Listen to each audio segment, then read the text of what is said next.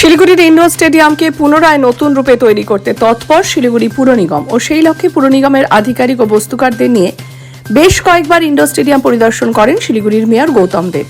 সেই মতো সোমবার ফের একবার বাস্তুকার ও পুর আধিকারিকদের নিয়ে ইন্ডোর স্টেডিয়াম পরিদর্শন করেন তিনি। এদিন মেয়র জানান, ইন্ডোর স্টেডিয়ামকে পুনরায় নতুন রূপে তৈরি করার পাশাপাশি ইন্ডোর স্টেডিয়ামেই পুর নিগমের কোনো একটি বিভাগের দপ্তর তৈরি করা হবে। তাছাড়া তিনি আরও জানান, শিলিগুড়ি পুর নিগমের ৩ নম্বর বোর্ড অফিসকে অস্থায়ীভাবে ইন্ডোর স্টেডিয়ামে স্থানান্তরিত করতে এদিন তিনি ইন্ডোর স্টেডিয়াম পরিদর্শন করেন।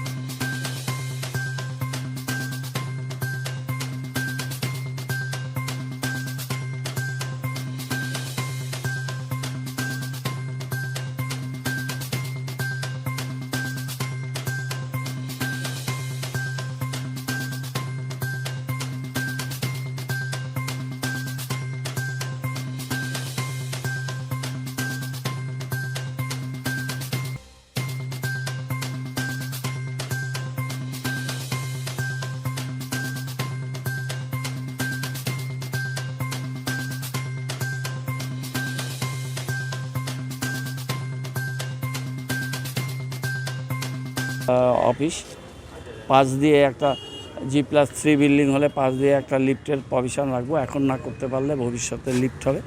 সেই কাজটা করতে ম্যাক্সিমাম 2 বছর লাগবে। আমরা টাকা বুক করে কাজগুলো করব, যাতে ভালো এজেন্সি দ্রুত কাজ করে। তো তার আগে শিফট করতে হবে। শিফট করার জন্য আমরা 3-4টা জায়গা দেখছি।